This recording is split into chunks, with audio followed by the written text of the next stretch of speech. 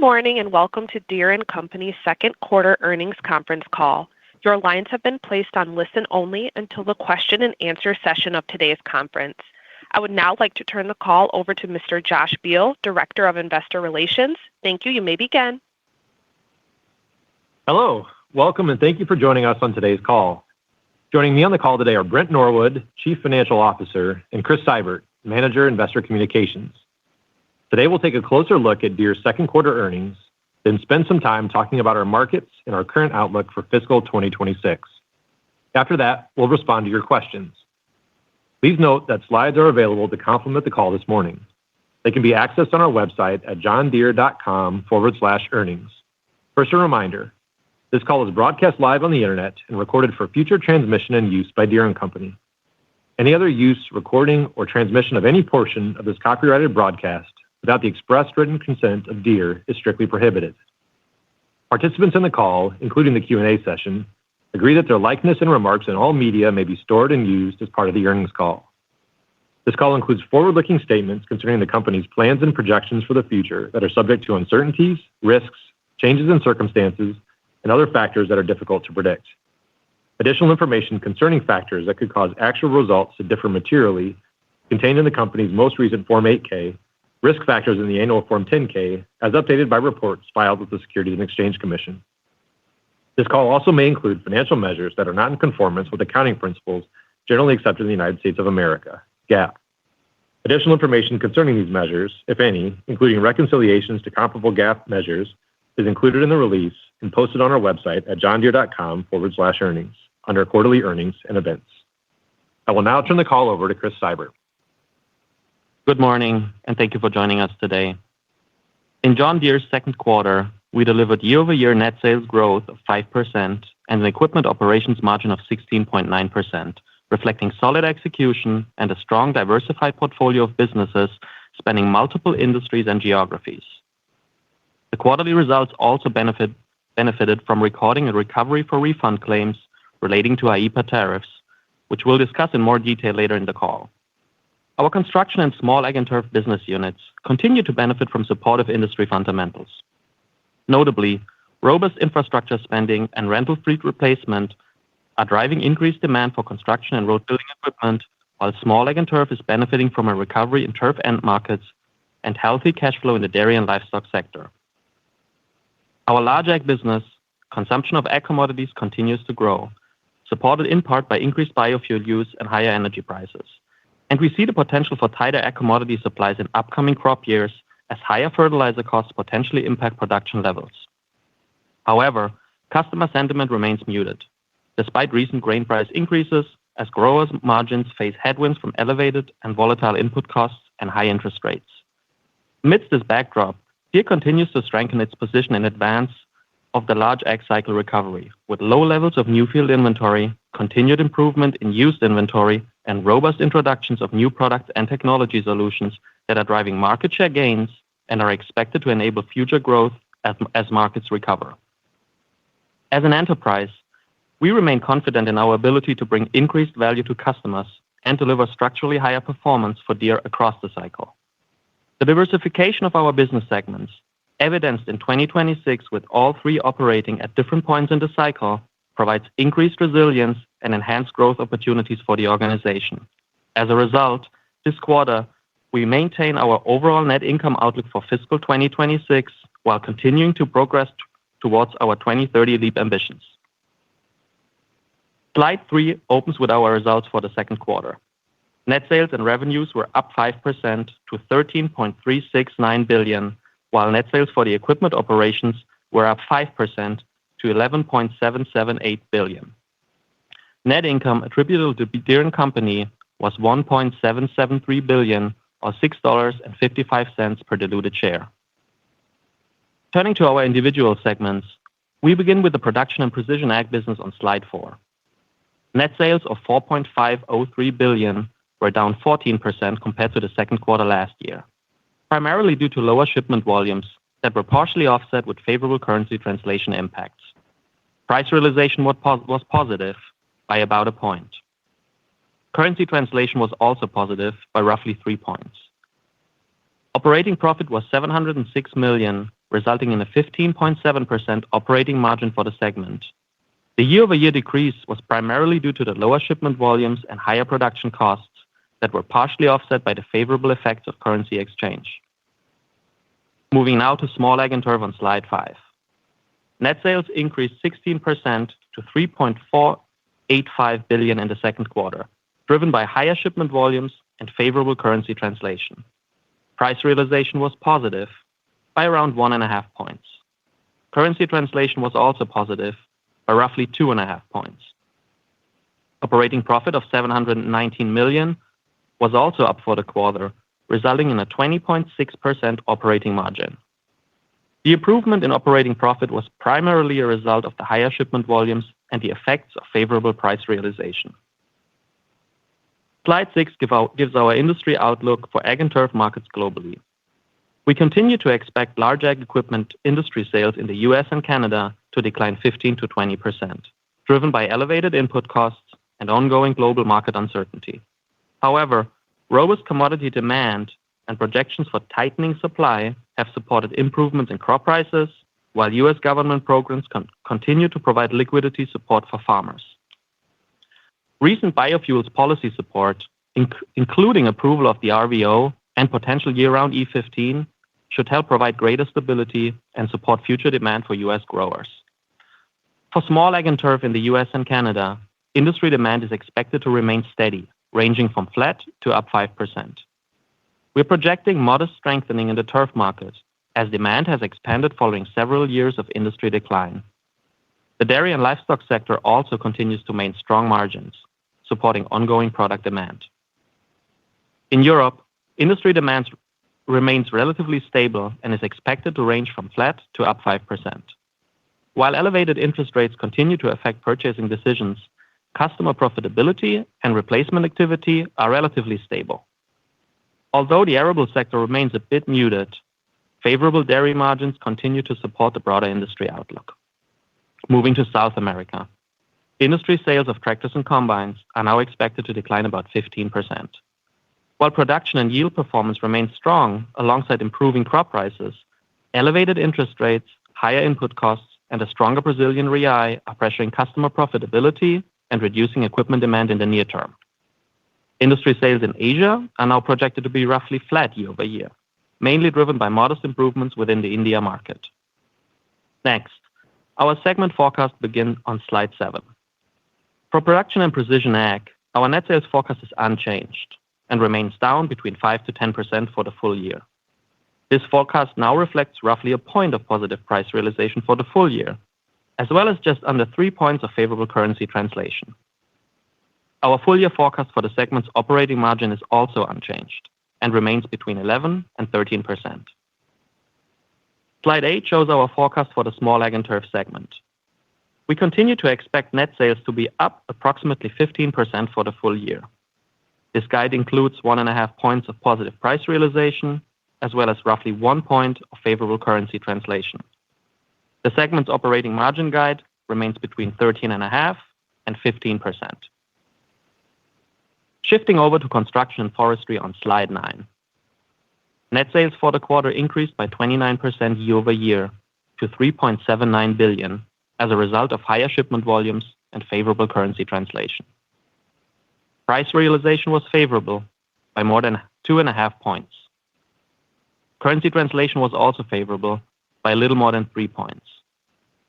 Operating profit of $561 million was also up year-over-year, resulting in a 14.8% operating margin. This improvement was a result of higher shipment volumes and favorable price realization, which were partially offset by unfavorable production cost. Slide 10 describes our Construction and Forestry industry outlook. Industry sales projections for earth-moving equipment in the US and Canada remain unchanged, with both construction equipment and compact construction equipment expected to be up around 5%.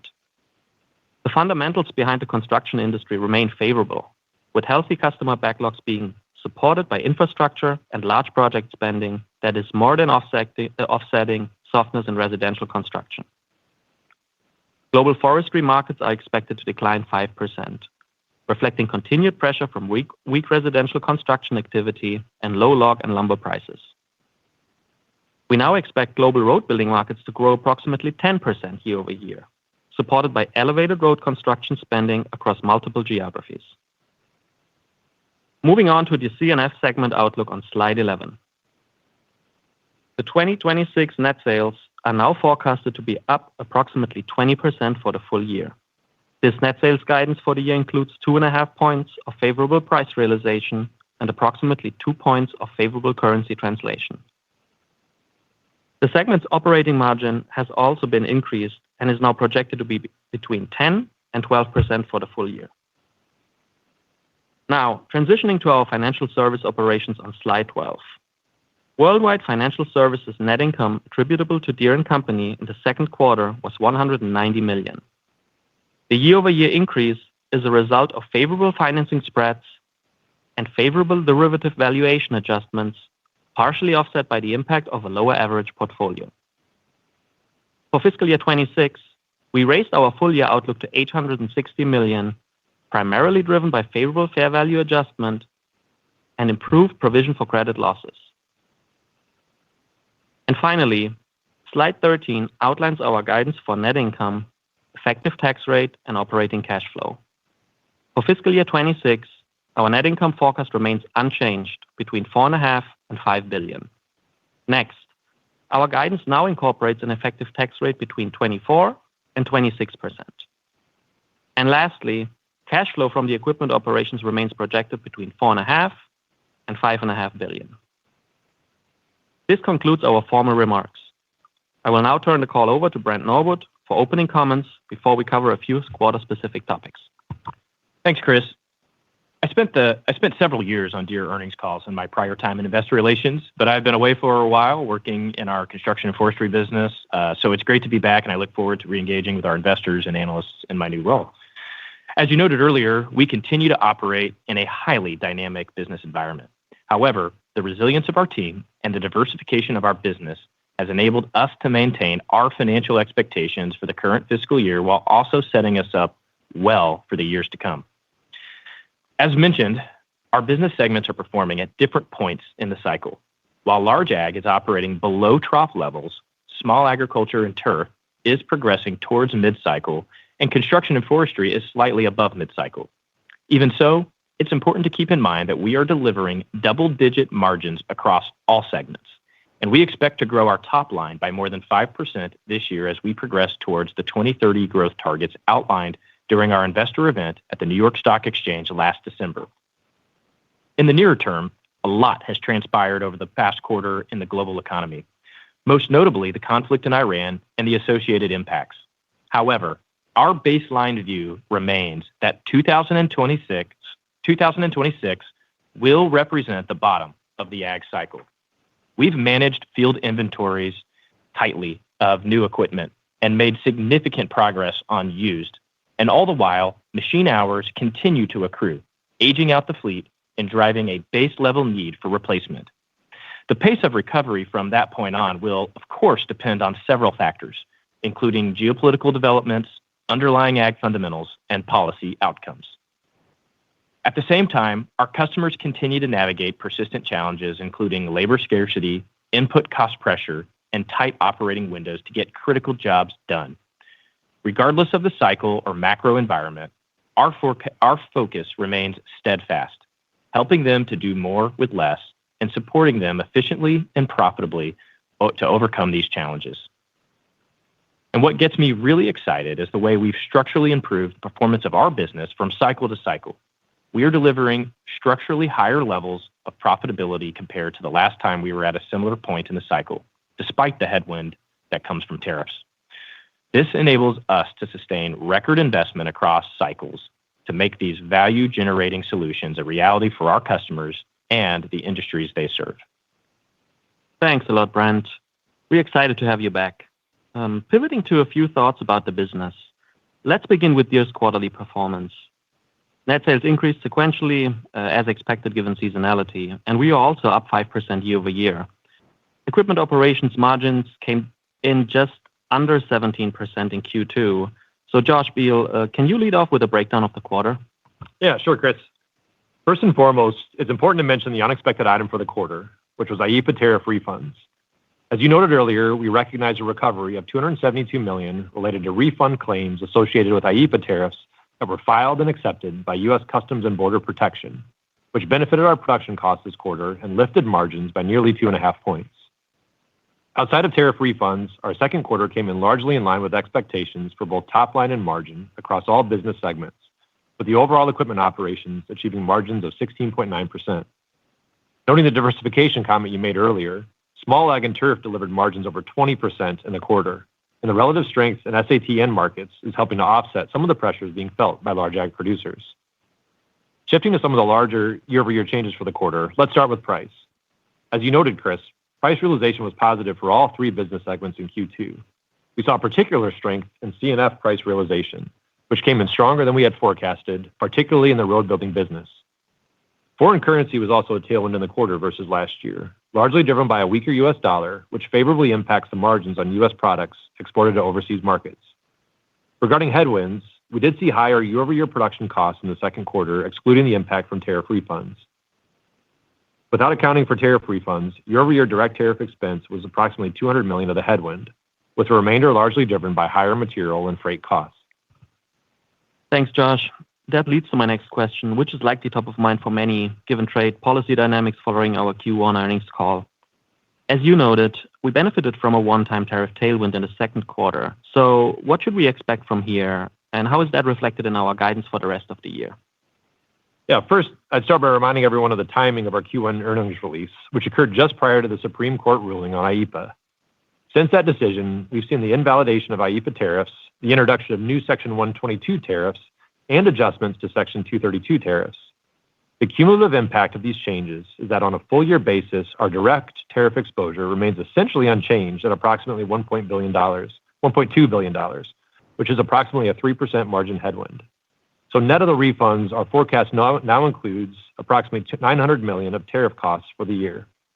Brent, anything additional you'd like to add there? Sure, Josh. I'd start by recognizing the tremendous effort across the organization to manage what continues to be a very dynamic trade environment. It's worth noting that we've been disciplined and measured regarding net price realization given this backdrop, keeping in mind the inflationary pressures that our customers are experiencing. Recall that last fiscal year, we did not take additional price actions or introduce surcharges following the tariff orders. For fiscal year 2026, our implied net price realization for the equipment operations is between 1.5% and 2% for the year, which is consistent with general inflation levels that we are experiencing, excluding the impact of tariffs. To help manage the impact of tariffs, we continue to have teams across the organization working diligently to quantify exposures and identify mitigation opportunities. These actions include product certification and exemption submissions, as well as identifying cost reduction opportunities and sourcing adjustments where clear, no-regret solutions exist. Overall, we believe we are executing well against these opportunities and remain confident in our ability to manage through the current tariff environment effectively. Lastly, as a reminder, approximately 80% of John Deere's U.S. complete good sales are produced at our U.S. manufacturing facilities, and roughly 75% of those components used at those facilities are sourced from U.S.-based suppliers. We remain deeply committed to U.S. manufacturing and continue to invest in and expand upon our domestic footprint. For example, this quarter, we recently started building Deere-designed excavators in Kernersville, North Carolina, following a $70 million expansion investment to bring U.S.-designed and manufactured excavators to the market. And we continue to stand behind our commitment towards $20 billion of investments in U.S. manufacturing over the next 10 years. Thanks for that context, Josh and Brent. Let's turn to the current market environment. Since our last earnings call, we have seen the start of the conflict in Iran and the associated inflationary impacts on products like oil and fertilizer. Considering that in your response, can you provide an update on broader ag market conditions and how they are reflected in our industry guidance, maybe starting with South America? Yeah, sure, Chris. As you mentioned earlier, we revised our South American ag industry outlook to down 15% from down 5%, primarily reflecting incremental softness in Brazil. Since the start of our fiscal year in November, Deere retail sales in Brazil have declined less than the broader tractor and combine industry, which has declined about 15% in 6 months in the country, in line with our revised industry guide. Small and mid-sized tractors have been more resilient, while large tractors and combines have declined more than the industry overall. The situation in Iran is affecting Brazilian growers at a particularly sensitive point in their production cycle as they prepare to plant a new crop in the September timeframe. While farmers in other parts of the world have largely locked in inputs for this growing season, Brazilians have more exposure to current spot prices. Interest rates in the country remain high, and despite recent easing, expectations for additional cuts later in the year have been reduced given the anticipated inflationary environment. At the same time, the strengthening of the real against the U.S. dollar is adding incremental margin pressure for growers. Improved crop prices and strong production are positives, but overall, the margin outlook for Brazilian growers has been pressured due to these headwinds. As a result, we expect the market to remain cautious through the remainder of the fiscal year. This is Brent. One comment. While the industry in Brazil is certainly challenged in the near term, I would like to add a few points about our performance in this market. Our team in the region continues to do an excellent job navigating volatility and improving the business. We continue to see year-over-year market share growth across all tractor categories while also maintaining our strong position in combines. At the same time, we are delivering positive price realization, we are accelerating portfolio innovation, and we are generating double-digit margins in Brazil, even at trough levels. To be clear, we could not do this without the outstanding work of our dealers who have also managed the cycle and the high interest rate environment very well and very profitably, supported by strong owner equity. Machine hours are building and fleets are aging, which should support replacement demand once the market stabilizes. Collectively, these results highlight the strength of our team and the quality of our portfolio and channel, and they reinforce my confidence in the long-term opportunity in Brazil. Thanks for the additional color, Brent. It is really exciting to think about the growth prospects for Deere in South America. Josh Beal, could you share some thoughts on the ag markets in other geographies? Yeah, absolutely, Chris. First, input costs, particularly fuel and fertilizer, have increased globally and will contribute to higher inflation across the ag economy. As we noted earlier, our customers in North America and Europe largely purchased these inputs ahead of the spring planting season when costs were lower.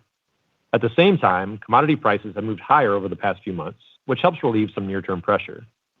We've also seen encouraging developments on the policy front in the U.S. Higher renewable volume obligations have been approved, which supports incremental consumption of soybeans. In addition, supplemental disaster relief program payment factors have been increased from 35% to 70%, and the House recently passed year-round E15, which we view as a positive step forward. Today, roughly one-third of U.S. corn production goes to ethanol, and broader E15 adoption could, over time, meaningfully expand corn demand as blending infrastructure comes into place. Overall, we don't expect these developments to meaningfully adjust demand levels this fiscal year, and as a result, our ag industry guides outside of South America remain largely unchanged. Brent, maybe moving beyond ag, any thoughts on construction markets? Yeah, absolutely.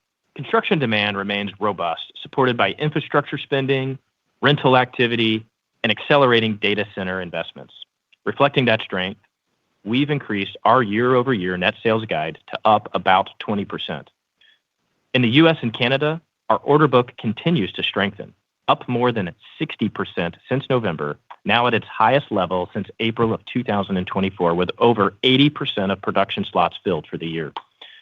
At ConExpo in 2026, we generated a lot of buzz around the new John Deere excavator and a fully integrated job site vision with Tenna, virtual superintendent, and the operations center, enabling a smarter and safer job site. We had over 140,000 contractors in attendance, and I'm proud to report that nearly all of the production slots for the new John Deere excavator are spoken for at this point. During the second quarter, we visited with numerous customers customers who have confidence that incremental demand will extend into 2027. Data center construction is expected to top $100 billion in 2026, with additional double-digit growth into 2027. This is great for our customers in both large-scale site prep, but also water and utility contractors who also support these projects. Beyond data centers, we are also seeing infrastructure funded by IIJA, robust activity in oil and gas, and continued investment in warehousing. Lastly, road building performance also remains stellar, driven by higher year-over-year infrastructure spending.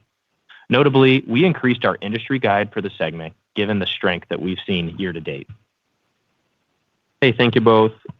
Maybe let's turn to inventory management. Can we talk about what we've seen this quarter for both new but also used ag inventory? Yeah, definitely, Chris. As you may recall, last quarter we discussed improving inventory trends across all regions, particularly in high horsepower tractors. I'm pleased to share that those trends have continued this quarter, with inventories remaining favorably positioned and order books healthy. Starting with large ag in North America, our new inventory levels remain favorable. Inventories for both high horsepower tractors and combines are down more than 50% from their mid-2024 peak, with inventory to sales ratios in line with historical averages. With these improvements, our plan for the year is to continue to manage production in line with retail demand. We've also made meaningful progress on North American used inventories. Combine inventories are now down by mid-teens from their March 2024 peak, reflecting the benefits of proactive inventory management throughout this industry cycle. Deere's North American high horsepower tractor used inventories are similarly improving. Used tractor inventory is down mid-teens from this cycle's peak and down low single digits sequentially during the quarter, which is a period that we typically see seasonal inventory builds. Notably, model year 22 to model year 23 8R tractors are now down around 45% from their peak levels last year. Other North American product lines, including sprayers and planters, have also seen meaningful used inventory improvement, with sprayer inventories down approximately 30% and planter inventories down roughly 50% from recent peak levels. Shifting to our order books in North America, order velocity continues to track in line with our expectations. Model year 26 production of seasonal products is largely set by our early order programs, which have been closed for several months now. We're just launching EOPs for model year 27 spring products, which will begin production in the last few months of the fiscal year. Regarding Waterloo large tractors, order books are well into the fourth quarter, and we look to close out our model year 26 production. Overall, order books remain healthy and consistent with our retail-driven production plans. Within small ag and turf in North America, favorable inventory levels are being maintained following last year's underproduction, and we continue to execute against our plan to build in line with retail demand this fiscal year. Outside of North America, inventory levels in Europe and South America are in good shape following significant reductions in fiscal 24 and fiscal year 25. In Europe, 2026 production is largely aligned with retail demand, while in Brazil, we expect to underproduce retail demand, most notably in combines. Order visibility in both regions now extends through the third quarter and into the fourth. Thank you, Josh. We've covered a lot of different aspects of the business, from quarterly results to tariffs to market conditions around the world. Can you help us to put this all together for us in terms of what it means for adjustments to the sales, margin, and income guides for the fiscal year? Yeah, absolutely. While the outlook reflects a mix of tailwinds and headwinds, overall performance remains well-balanced, supporting an unchanged enterprise net income guide.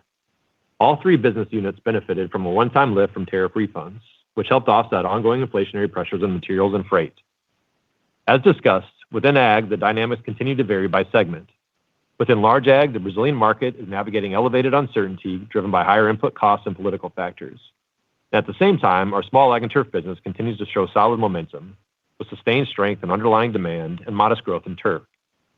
Both PPA and SAT modestly adjusted full-year price realization expectations by approximately 0.5 point, primarily reflecting slightly lower expectations for overseas markets. Construction and forestry continues to perform well, with increased strength in end market demand, resulting in an increase in both the net sales and margin expectations for that segment. Taken all together, these dynamics highlight the resilience and balance of our portfolio, supporting a stable and consistent overall net income outlook for the company. Thanks, Josh. One thing I would add is that as you consider the financial outlook for the rest of the year, I should say, we would expect slightly higher revenue in the back half, with the fourth quarter being higher than the third quarter. In addition, we would expect to see our most favorable cost comparisons in the fourth quarter as well. That's a good point, Brent. Thank you.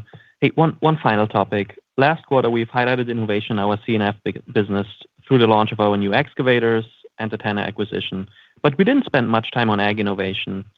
Can you update us on the latest progress across our portfolio and precision ag solutions? Yeah, it's an exciting topic, Chris.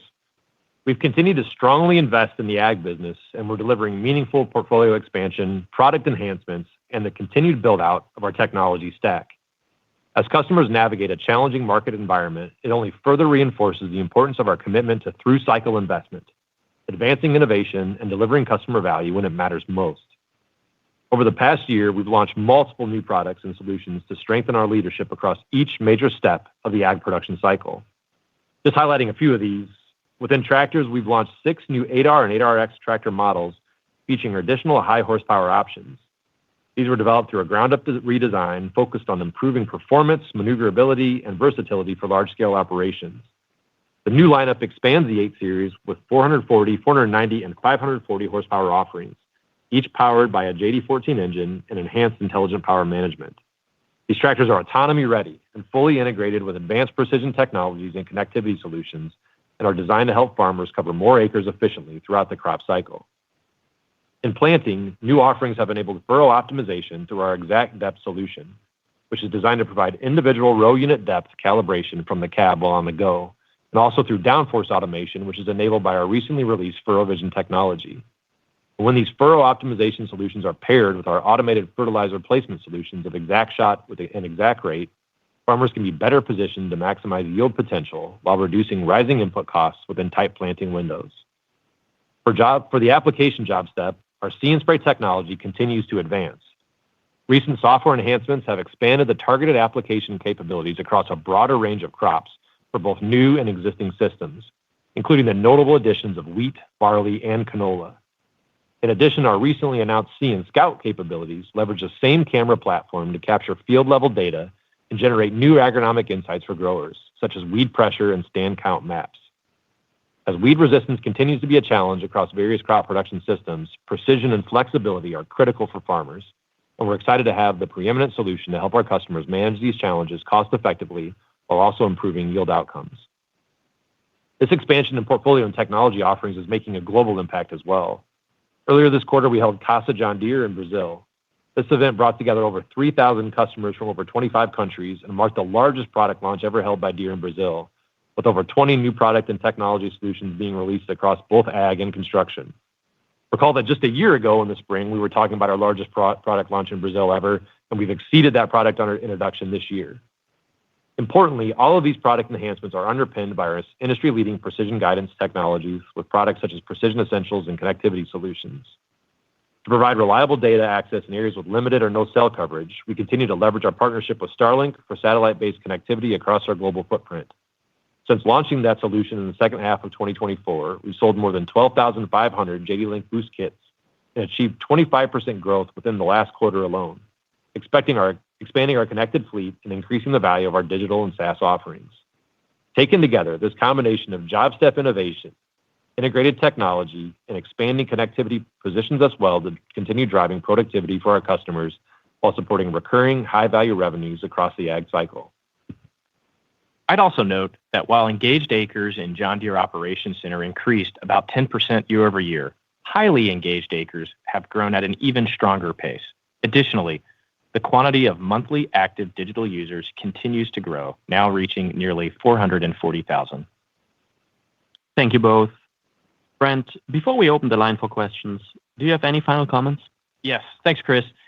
In the second quarter, our organization demonstrated strong execution, resulting in nearly a 17% margin for our equipment operations division. For our large ag division, we made meaningful progress in improving used inventory levels while diligently managing new inventory across the business. For small ag and turf and construction and forestry, on the other hand, we've capitalized on favorable demand trends driving growth for the enterprise. These results reflect the discipline of our operating teams and the focus they continue to bring each day, and I'm incredibly proud of what they've accomplished. Over the course of the fiscal year, we launched a significant number of new products and technologies, reinforcing our commitment to innovation and long-term customer success. Looking ahead, we will continue to invest across the portfolio and in technologies that matter the most to our customers. With sustained levels of R&D and capital investment through the cycle, we are positioning the business to help customers reduce inputs, improve productivity, and ultimately drive stronger outcomes in their operations. We also remain committed to disciplined capital allocation. During the quarter, we returned $635 million to shareholders through a combination of share repurchases and dividends, reflecting both the strength of our financial performance and our confidence in the business. As I mentioned earlier, we expect our business to continue growing this year while delivering strong returns. More importantly, we believe we are building a stronger foundation for the future, one that positions us well not only for the remainder of this year, but for the years ahead. Thank you, Brent. Now let's open the line to questions from our investors. We're ready to begin the Q&A portion of the call. The operator will instruct you on the polling procedure. In consideration of others and to allow more of you to participate in the call, please limit yourself to one question. If you have additional questions, we ask that you rejoin the queue. Operator, ready for our first question. Thank you. If you would like to join the queue, please press star one. Our first question comes from Paddy Bogart from Melius Research. Hi, guys. Thanks for the question. This year, obviously, construction has been starting out strong, and I know Deere has some tailwinds from past underproduction, but the industry forecast at up 5 compared to your sales growth thus far is a pretty big gap. Are you guys seeing healthy industry growth, and do you see Deere gaining a lot of share? Yeah, thanks for the question, Patty. You're right, and you set up the question correctly. We did some underproduction last year in our earth-moving segment, really in the front part of the year particularly. And as we build a line with retail demand this year, you do get that natural lift, just from that change. On top of that, we've talked about our industry guides, up 5%, in the earth-moving segments, continued strength, in road building as well. So that industry is lifting us. Then on top of that, we have seen some pickup in share over the past 12 months, particularly in the last 6 or so, as we've made some pricing adjustments in the last year. We're seeing some share gains as well. Thanks, Patty. Thanks. Our next question comes from Steve Volkmann from Jefferies. Hey, thanks. It's actually Chirag Patel on for Steve this morning. Just wanted to kind of touch on the tariff piece of the pie here just quickly. Wanted to get a better sense of the baseline kind of margin in each of the businesses. If you could break down that 272 a little bit between the segments, that'd be super helpful. Yeah, happy to. There's obviously a lot of moving pieces there, and I'll start with tariff expenses as we move through the course of the year. As we said in our comments, there were some moving pieces over the course of the quarter with IEEPA going away, Section 122 coming in, and then some adjustments to 232. If you kind of net that, our overall run rate for tariff expense really remains unchanged at about $1.2 billion for the full year. And those splits that we provided in the past really haven't changed as well. So it's about 45% from the construction and forestry division, about a third or so for small ag and turf, and the remaining piece in kind of round numbers about 20% for large ag. So full year impact of the tariff expense is about 3 points. Then you can do the math for the individual business units. Yeah, we did recognize, as we talked about, the tariff refund in the quarter, $272 million. On a full year impact, that's about a point of tailwind for the equipment operations. So you kind of net out the run rate on tariffs versus that one-time refund of a point. To give you some sense of splits, they're pretty close to the tariff exposure as well. About 50% of the refund went to the construction and forestry division, about 30% to small ag and turf, and then the remaining 20 went to the large ag business. Thanks for the question. Our next question comes from Kyle Manges from Citigroup. Please go ahead. Hi, good morning. This is Randy on for Kyle. Just following up on that last question around tariffs. I know you mentioned that you haven't really taken any pricing to offset these tariffs. So I'd just be curious to hear more color on what some of the mitigation strategies you've been taking are, and I guess what kind of progress you've made on that front over the last 12 months or so since tariffs first came into the picture, and then what could be more to come. Thank you. Yeah, hey, thanks for the question. This is Brent. With respect to our price realization and then how we are thinking about treating tariff costs. It's important to note that our price forecast for the year is ranging between about 1.5% and 2% for the equipment and operations overall. I would say this compares to our general inflation rates, excluding tariffs, of also about 1.5% to 2%. So when you stack on tariffs, our incremental costs are a bit margin dilutive relative to price. But as we've said before, we are not surcharging our customers on tariffs. I think especially given the fact that tariff rates have been somewhat inconsistent and been very dynamic here in the recent months. So instead, we are focusing on reducing our tariff exposure through cost actions. So things like resourcing, reshoring, exemption submissions, ensuring USMCA compliance. And I have full confidence that we will largely counter the negative financial impact of tariffs over the coming periods, largely through cost measures without ever having to rely on any surcharges to our customers. Yeah, and maybe, Randy, just kind of a knock on there, thinking about price cost, and there's some dynamics, first half, back half of 2026. As we get to the back half of 26 and start to lap, not only the tariff expense that came into the organization in the back half of last year, but also the associated inflation that we've seen towards the back half, you start to see more favorable comps, from again, both a tariff standpoint and a material cost standpoint in the back half. And actually our price kind of works on the opposite side, where we took some incentives last year in the back half in both construction and forestry and large ag that were lapping as well. So actually price gets more favorable in the back half, and then on the production cost side, including tariffs and material costs, that gets more favorable as well. So price costs will improve as we move through the balance of the fiscal year. Thanks for the question. Thank you. Our next question comes from Angel Castillo from Morgan Stanley. Your line is open. Hi, this is Esther. I'm on for Angel. Thanks for taking my question. Can you talk a little bit more about the global ag cycle broadly? We're kind of bouncing along the bottom in most of the markets, but how would you frame the downside risk to the regional outlooks given the abnormal geopolitical environment? And also, is there, any periods we can look at just to have a point of reference to understand farmer behavior during this time? Yeah, thanks for the question, Esther. And I think first and foremost, maybe, stepping back as we think about this, the setup, for where the large ag industry is. We're a couple of years into the downturn. We've seen, less replacement, and we're seeing age of fleets continue to grow. As we track this in North America, we're at very elevated levels for high horsepower tractors, very elevated levels in terms of fleet age for combines as well.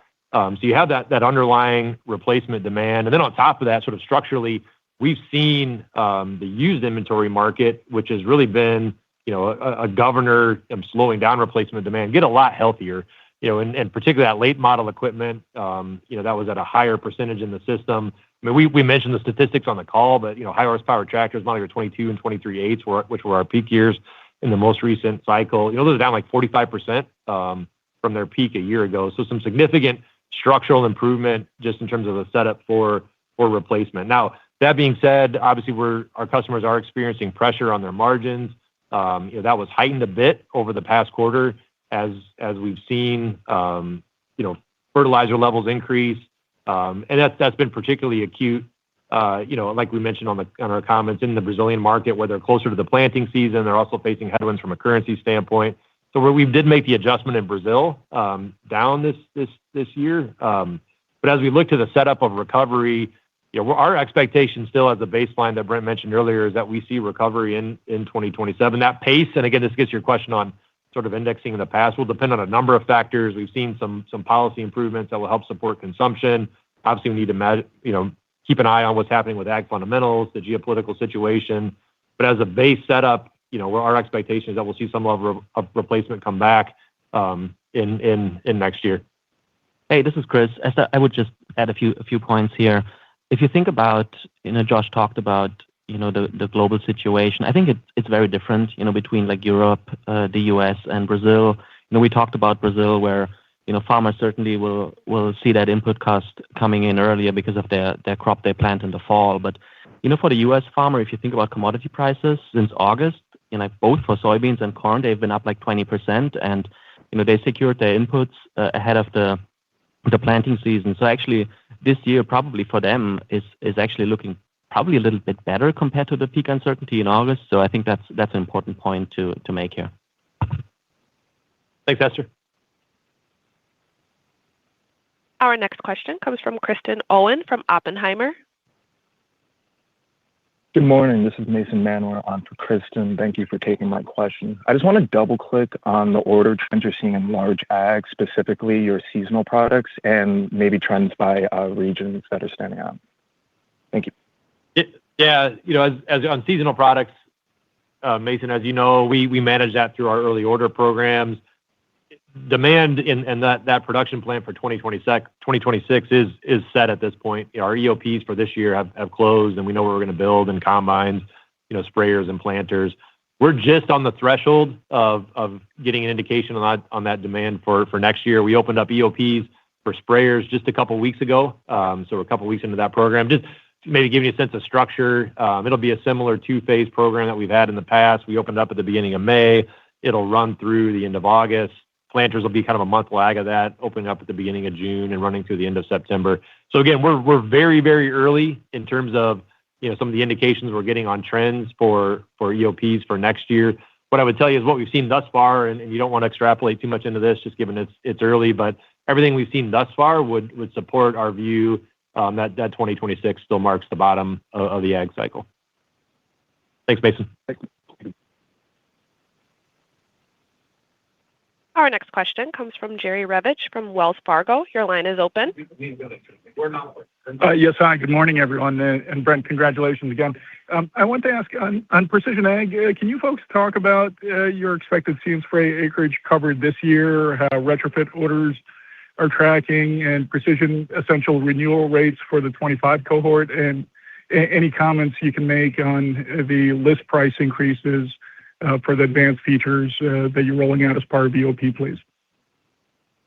Yeah, happy to, Jerry. Thanks for the question. See & Spray, we're encouraged by the progress that we're seeing this year. Again, just maybe starting with acres and how many we're going to cover. Recall, year one, we covered 1 million acres. Last year, globally, it was 5 million acres. We're early in the spraying season, but again, kind of similar to my comments on the EOP, as we look at those same customers, from a year ago, they are year to date spraying more acres with See & Spray than we saw last year. So we're encouraged. We're encouraged by that pace, and again, what's given us a lot of confidence is the technology is working. We're seeing an actual demonstrated, 2 years now, 50 to 60% savings on herbicide using the technology, and that is resulting in increased utilization for customers. So that's been fantastic.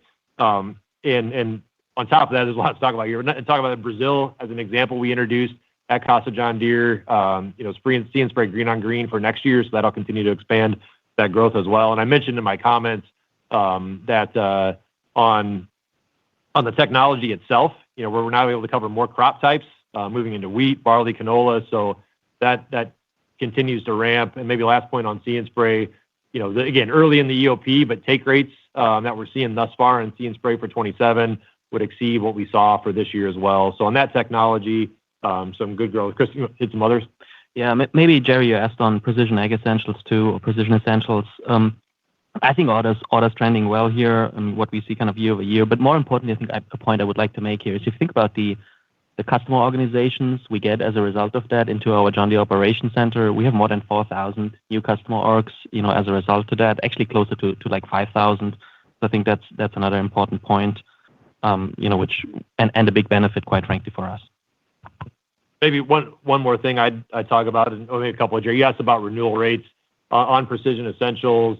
We're still in that 70% range overall for renewals. But I think what is really giving us encouragement is we're now getting those customers who are in their second year of renewal. And if you look at that cohort, their renewal rate is over 90%. So for those folks that have been in it now for 2 years, we think that's going to be a lot stickier, and are encouraged about that. Maybe one last point on technology. Harvest settings automation, which you didn't ask about, but I just did want to mention utilization there has continued to be very strong. Last quarter, we talked about over 60% utilization of harvest automation in the northern hemisphere harvest. As we've looked at Brazil and their utilization and their most recent harvest, it's over 80%. So given Brent talked about our excitement in the region, it's not only tech adoption, but utilization as well. It continues to scale, and what gives us great excitement for growth prospects in South America. Thanks for the question. Our next question comes from Tami Zakaria from JPMorgan. Your line is open. Good morning. This is Raquel Batash on for Tami. I was wondering if you guys could talk us through the cadence for 3Q and 4Q on both sales and margins, and whether there are any items by region or segment that could cause the second half to deviate from normal seasonality. Yeah, Brent mentioned that in overall that we expect back half to be higher than the front half, and Q4 would be a little bit higher than Q3 overall. Maybe just stepping through the businesses, as you look at large ag, and looking at sort of rest of year, you can do the math on the margin given the guide. Q4 a bit stronger than Q3. We talked about at the beginning of the year some differences in normal seasonality. We've got more Waterloo large tractor shipments shipping to North America in the back half than the front half of the year. That's abnormal for us, but it reflected how the order book built for the course of the year. On the small ag side, it's pretty normal seasonality. You'll get a little bit of a step down in Q3 and then another step down in Q4, just on a normal seasonal basis. And then construction and forestry, fairly balanced between the two, both top line and margin in the back half, maybe a little bit stronger in the fourth quarter than Q3, but overall pretty close. And I wouldn't call out anything specifically abnormal as we look at that cadence. Thanks for the question. Our next question comes from Chad Dillard from Bernstein. Hi, this is Federico filling for Chad. Thanks for taking my question. So I'm trying to understand your pricing expectations that look more conservative than peers. Is that a reflection of higher discounting? Repeat the last part of that. Sorry, I didn't quite catch that. Expectations versus peers? So, yeah, your pricing expectations look more conservative than peers. Is that a reflection of higher discounting? And just confirming, are you asking about the large ag business or which business? Yes. Yeah, exactly. Large ag. Yep. Yeah. I think you did see us make an adjustment this quarter, to our pricing. That was really driven by, we talked about what we've seen in Brazil. We took that price a bit down quarter-over-quarter. I think importantly, I would call out, that all of our regions are expected to be price positive in the large ag business. We had a 1% price guide, for the full year. North America be a bit better than that. The other two a little bit lower, kind of to average out to that one. But we're pretty close, to one really across all the businesses. Hey, this is Chris. A point to add here. I mean, you've seen that in the second half specifically, price will look a little better than the first half, given the comments we made earlier around discounting. But if you think about the progress we have made on used to the incentives we put into play, I think that positions us very well. We see continued progress even in a quarter where you typically see a seasonal build. So I think we feel good about the pricing mechanics we have put in place. Thanks for the question. Our next question comes from Mig Dobre from Baird. Your line is open. Yeah, it's from Baird. Good morning, everyone. And first, a quick clarification. So on the IEPA $270 million that you kind of clawed back, are we to understand that you have incremental headwinds from other types of tariffs that bring you back to the 1.2? Or is this kind of a true benefit relative to the initial guide? And then related to all of this, as I think about margins, I mean, you talk about improvement in price cost as the year progresses, but everything that I'm kind of seeing on the cost side, whether it's raw materials, whether it's components, energy prices, all suggest that things get tougher going forward rather than easier on that front. So can you maybe square these two items for us? Thank you. Yeah, sure, Meg. Thanks for the question. Just clarifying on the tariffs. So the $1.2 billion of tariff expense was our run rate last quarter, and not talking about refunds here, but just run rate on tariff expense, that's unchanged. So really $1.2 billion quarter-over-quarter, again, some puts and takes in terms of what's driving that. But the overall ongoing expense remains the same. The $272 million refund was new in the quarter. And so if you net that against $1.2 billion, it'll be more like $900 million this year. That will pay in net when you put the refund in. But again, the run rate didn't change. From a material standpoint, we have seen some inflation come in. We saw some come in over the course of the quarter, as you mentioned, given what's happened, around the globe over the last 2 or 3 months. As we talk about back half, though, recall that, and there's a lot happening in the production cost bucket that we show you in the waterfall, but, we're lapping tariffs that we started to see come into business last year, and we're starting to lap the indirect inflation that we saw come in from tariffs in the back half of the last year as well. So the comps become more favorable, but I would agree with you that we are seeing some higher levels of inflation over the last 2 or 3 months. Hey, Mig, this is Brent. Just to add on to that, and I think Josh has covered this already, but our pricing is much more favorable in the back half as well. So as we think about price cost ratios, those do improve meaningfully. And I think Josh has covered the commentary on inflation quite well. But the other thing that we'll see, particularly for our large ag factories, is a little bit better absorption in the fourth quarter as production rates are significantly higher. And Josh noted that's just the way the order book built this year for a much heavier fourth quarter with respect to our large tractors that are going to be settled here in the U.S. And so that's going to help on the overhead absorption as we move a little bit later in the year. Thanks, Mig. Thank you.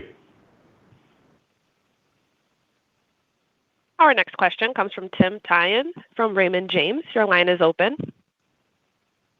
Thank you. Good morning.